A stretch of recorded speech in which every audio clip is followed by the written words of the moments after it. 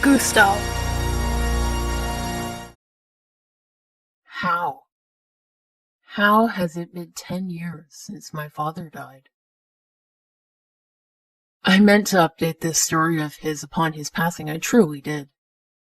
But I must beg for your understanding. My darling wife went into labor with our first child at practically the same hour that my father closed his eyes for the last time. I delayed as long as I could at his deathbed before I hurried home to a bed containing new life.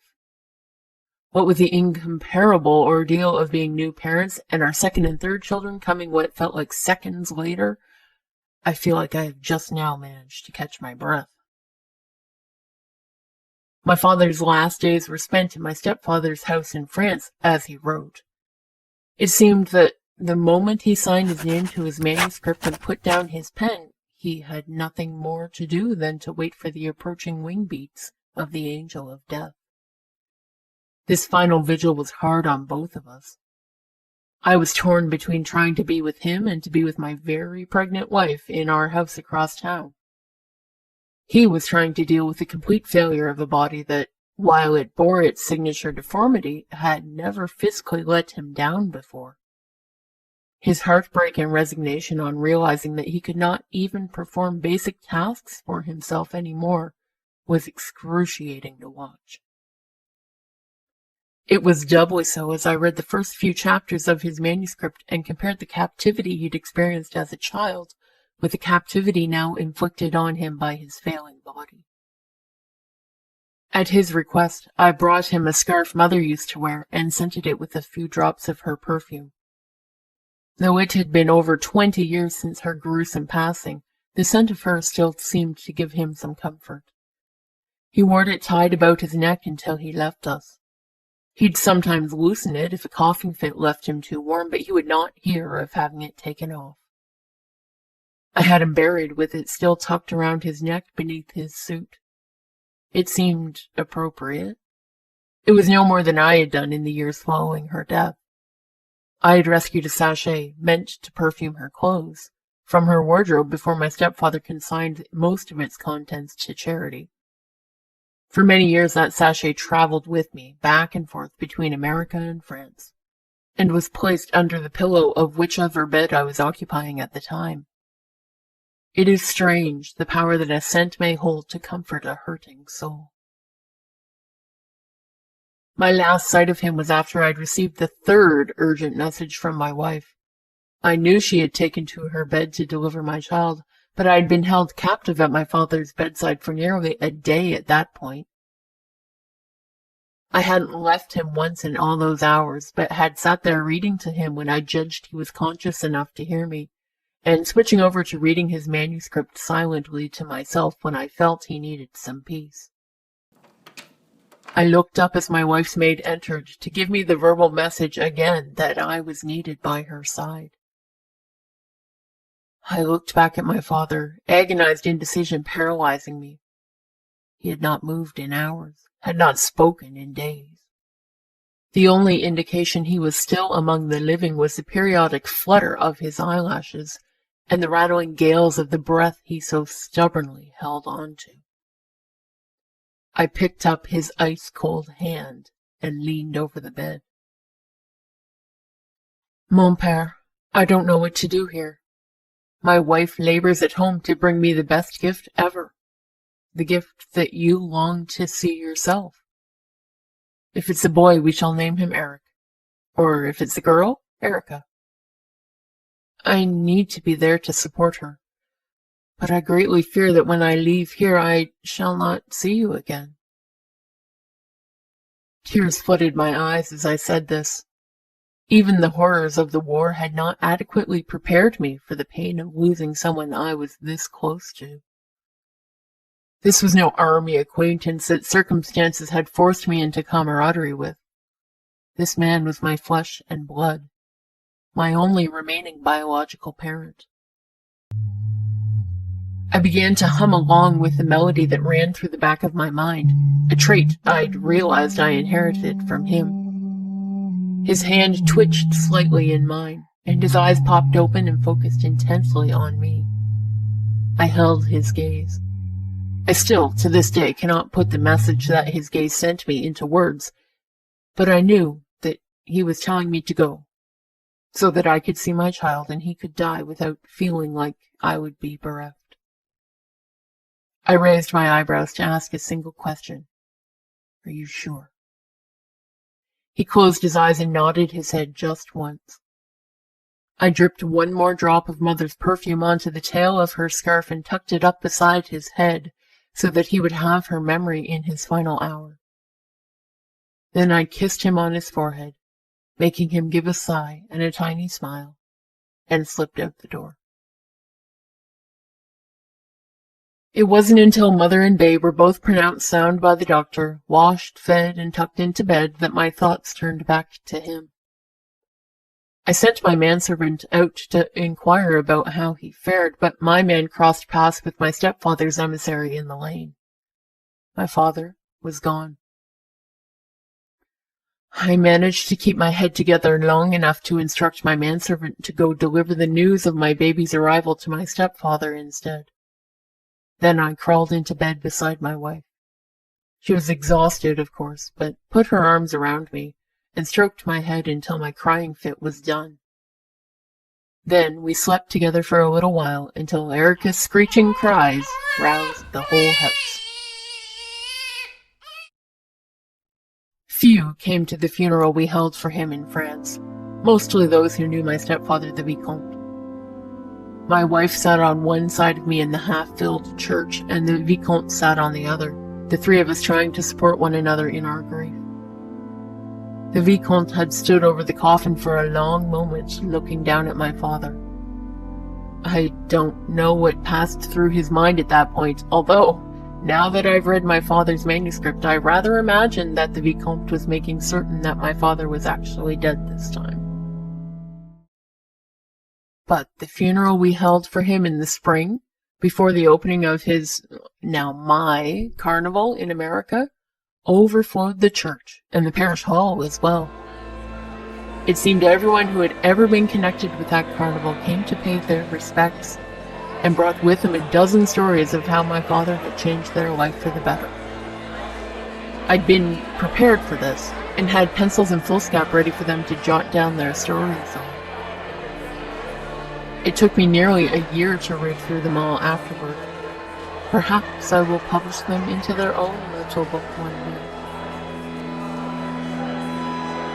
I thought I'd seen at the funeral two old women, one positively ancient, and the other perhaps 50. I tried to look closer at them, certain that the younger one could not be the woman who had abducted me that night and tried to throw me off the dock into the sea. What kind of person would have the audacity to come to this funeral after having done such wrong to both the deceased and the bereaved? But the two vanished before I could get closer to them. It was probably good that they did so. The pageantry of the funeral faded into the rearview mirror, as the automobilists say. I split my attention between building up my carnival and helping to raise my daughter. Everyone around me told me that child rearing was women's work, but I loved her so much that it was natural for me to help out. When my two other children, June and Sam, came along, I helped with the things that they needed as well. Sam had just been born when our family's fortune took a turn for the worse, along with every other family on the continent. Ever since then, I have been consumed with shepherding my carnival through the worst economic depression the world has ever seen. I learned very quickly that when faced with the choice between spending a penny on food and a penny on frivolity, the average human will spend it on food, every time. And the ones who will not, the ones so dissolute as to spend their last remaining penny on pleasure, are not the ones I wish to attract anyway. I was able to keep most of my staff, even through the worst of the last 7 years. I did have to lower their wages a little bit, as the people simply stopped coming to my carnival.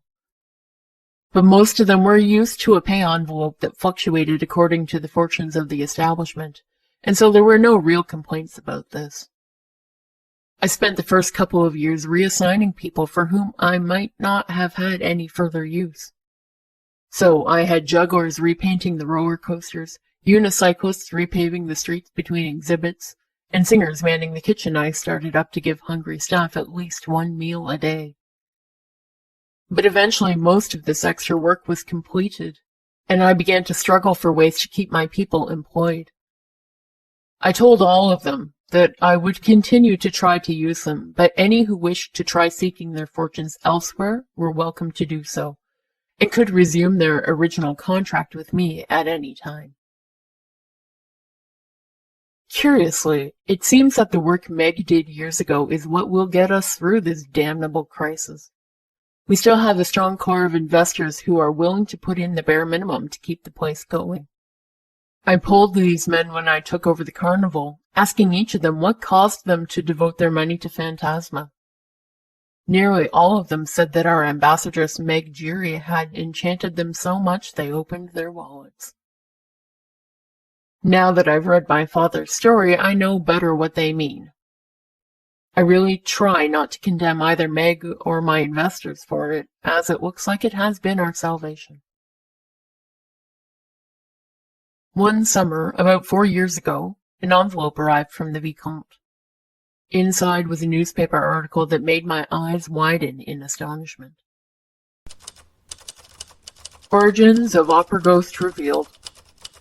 The readers of the Paris Tribune will recall the events of nearly 40 years ago that culminated in a strange musical genius using an opera of his own creation to abduct a singer from our Paris opera. This man bore a deformity upon his face that he covered with a mysterious mask. Our own Monsieur Leroux, one of our veteran journalists, undertook to write down this man's story some 20 years ago, a story so strange and convoluted that many took it for fiction. But even his keen nose for investigative journalism could not uncover the origins of this unfortunate creature. Ever since the story has been made so widely available, a steady stream of inquiries about the Phantom's beginnings has flowed into Monsieur Leroux's mailbox, and into the boxes of the Paris Tribune since Leroux's passing 5 years ago. Interested persons may enjoy this strange afterword to the tale that was uncovered by another Tribune journalist. A memoir was found that was written by a police officer some 10 years ago, and within its long-winded passages the man mentioned that he had married Mademoiselle Pauline Dupin, whose brother Erik Dupin was one of his fellow officers. Pauline therefore had adequate reason to visit the station where both her husband and her brother worked.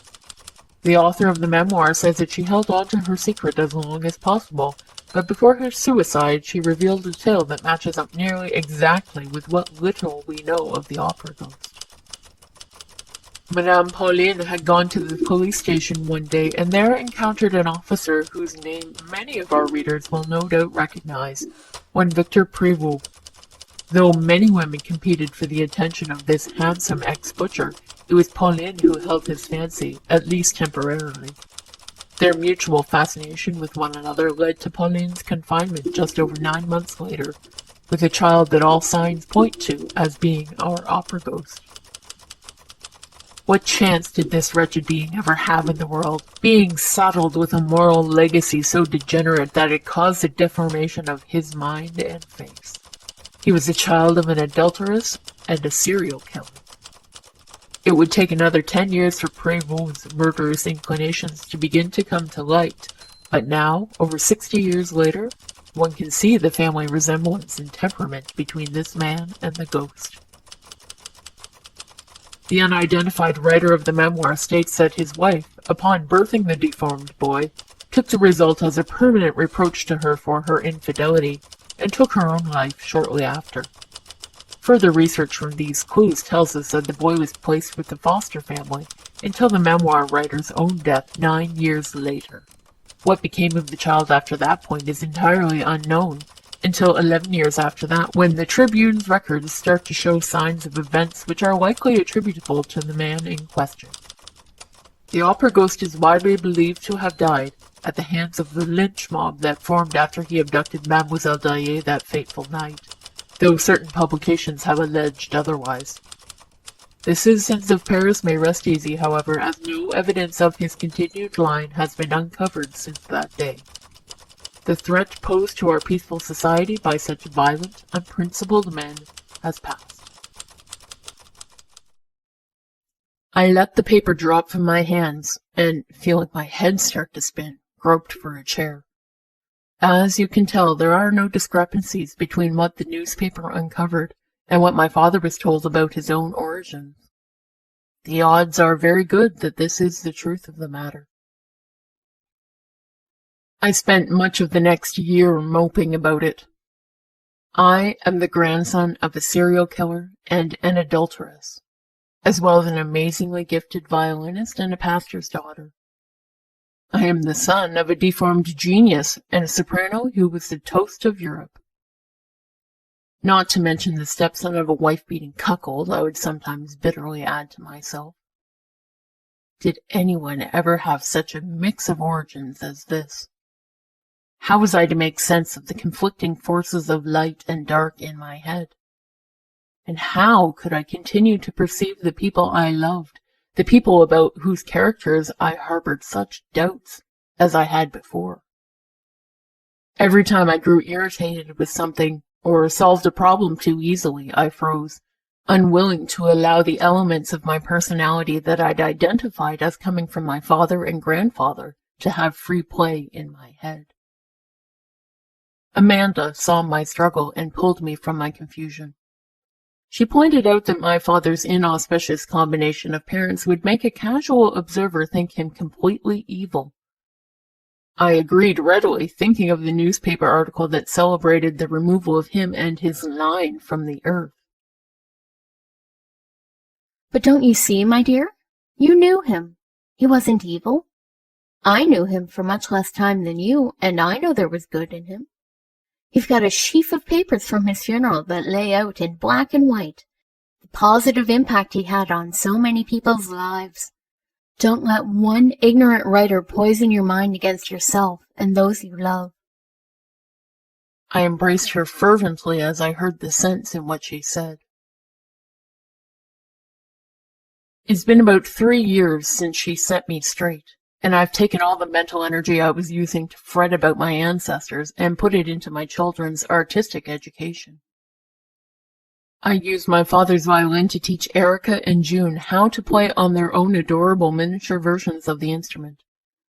I teach them myself, as it's one of the few ways I've found to economize during these times without having to let anyone go. Though they are only 10 and 8 now, they play duets of their own composition for anyone who will listen.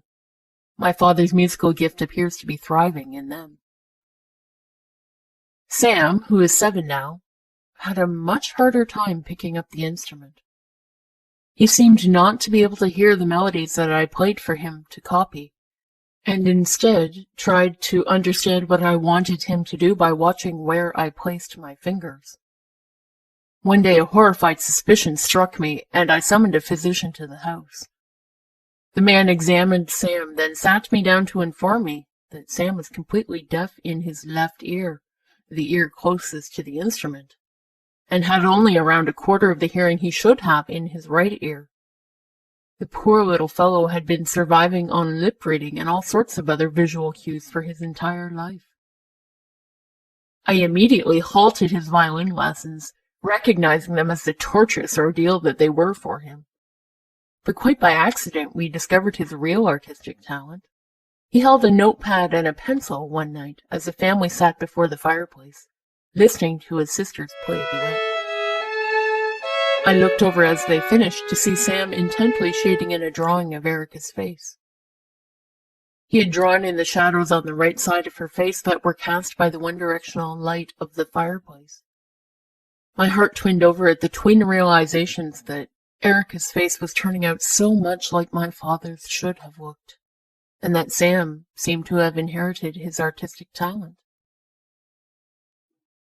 Sadly, my artistic talent is limited to stick figures and geometric shapes. I do not have the gifts of line and shadow at all. In this case, I was happy to have an excuse to hire someone to teach Sam. Our home has begun to fill with exquisite drawings and paintings, many of which have proven worthy of framing and permanent display. A year ago, We were all saddened when the children's only remaining grandparent, le Vicomte de Chagny, died of the effects of a sudden stroke that left him incapacitated. I traveled back to France to see him in his final days, but said that the children should not come.